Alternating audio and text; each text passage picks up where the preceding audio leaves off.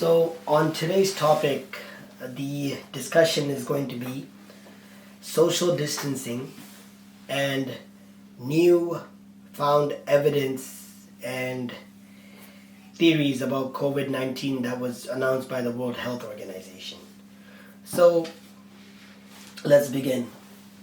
What is social distancing? Social distancing is keeping a distance of within 1 meter of the person ahead of you or behind you. So basically you're going to distance yourself in a way that COVID-19 cannot spread from person to person.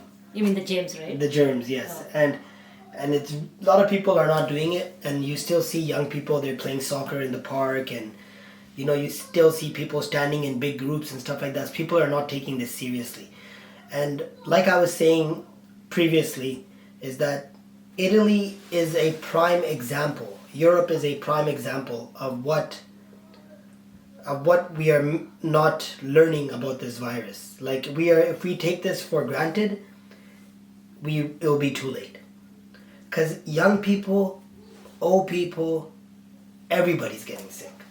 And it all depends. Sometimes you're lucky, sometimes you're not. It depends on your immune system.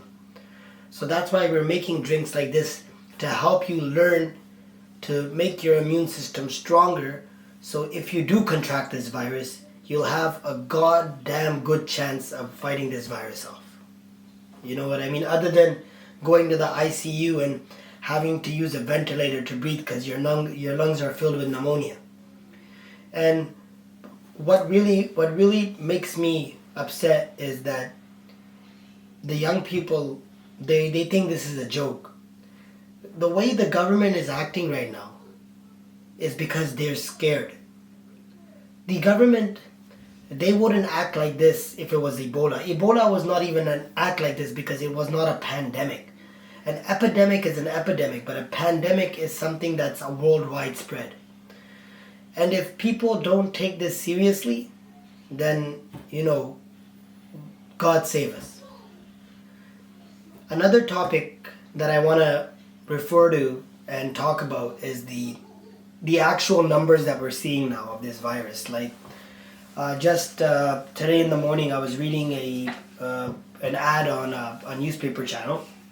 It was on CBC, and they're talking about COVID-19 in Ottawa, and there's about top doctors are assuming almost 4,000 cases of this stuff, because the media, they cannot keep up with all the cases, so we're only getting a minimum amount to stop. Even like if the media tells us there's 100,000 people affected in Canada, people will be going crazy. Like, the people will be getting generally scared, right? So personally, I can tell you right now, the hospital near my house, Surrey Memorial, it is full. Surrey Memorial Hospital is full. Like, there's not enough beds and not enough tests, and people are going there, and the media is not really telling us the truth. And a lot of people are taking this for granted.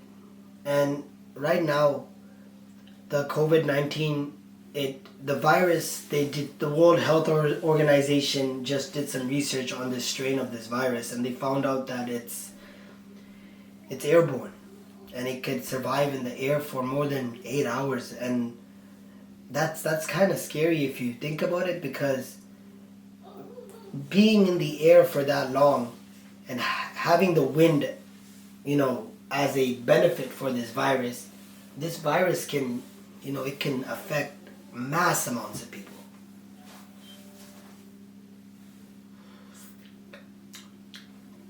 Yeah, it can affect a lot of people. And the way to really protect ourselves is if we follow the rules and regulations. Like, if you don't have to go out, don't go out. You know what I mean?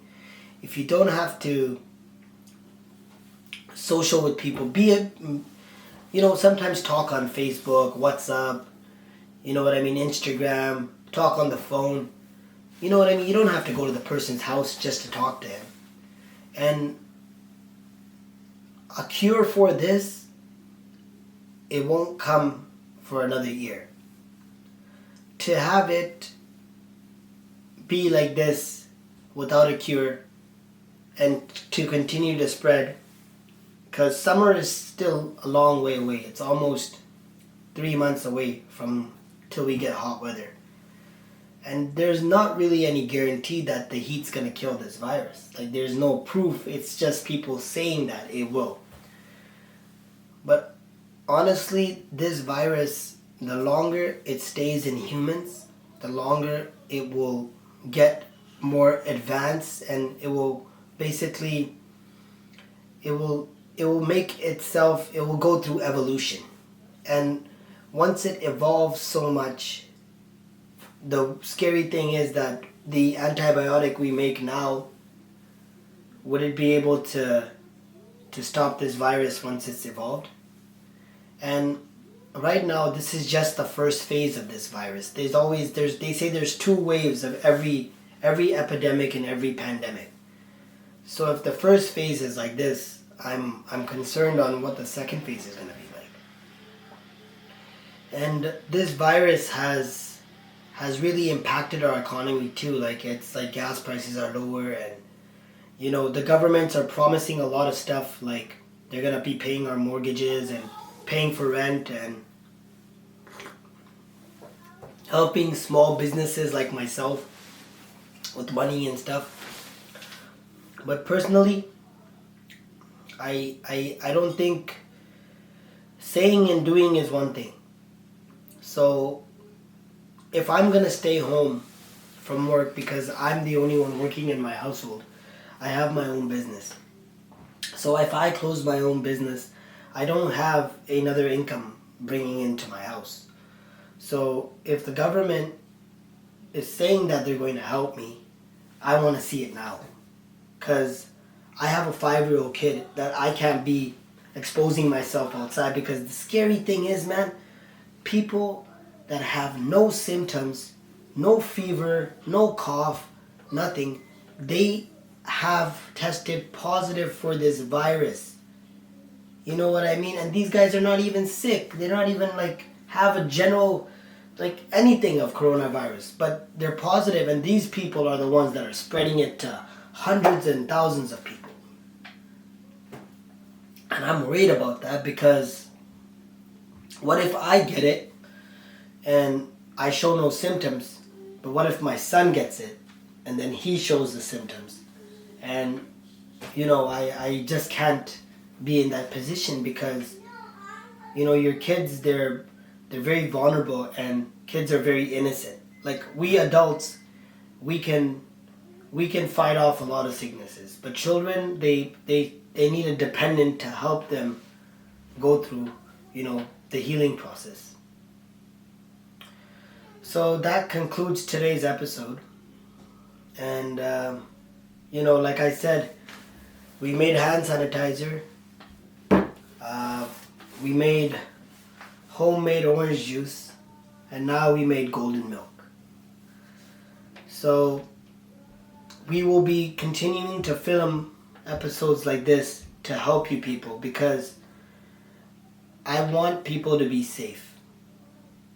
It's not about, not listening to what your government says.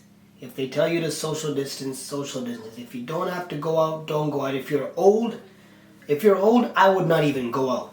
I would just stay inside. If you got family members, if you have Uber, if you have anyone that can drop you groceries and stuff, get them to do it. You know what I mean? Because you don't want to be old and just end up like the statistics in Italy. Because Italy right now said anyone over 80,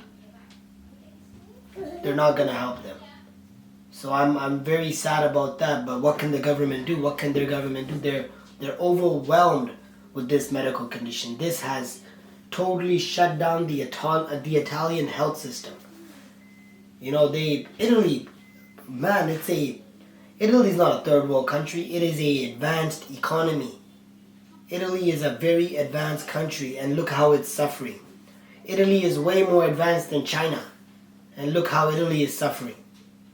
Because China lied to us. China was not telling the truth about the number of people infected. That's why the world is coming like this.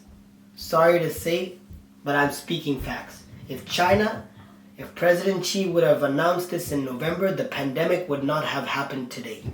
We would have contained this situation. Now that it's too late and we're trying to social distance and do that, but this virus will continue to spread because this is a killer you can't see. You know what I mean? I'd rather have them drop a nuclear bomb and then we hide from that because at least we can see that. This type of virus it's a microorganism. You gotta use 10 times of a magnifying glass, even more, like 1,000 times to even look at how this coronavirus looks. And China hid all this from us. And I can tell you something. Every day something comes up and it makes you think. Wuhan seafood market and the Chinese bioweapons lab, the biology lab that was there, they're within the same distance. Let's say it's about a walking distance from each other. If this was created, then, God save us. Thank you very much and have a nice day. Yeah.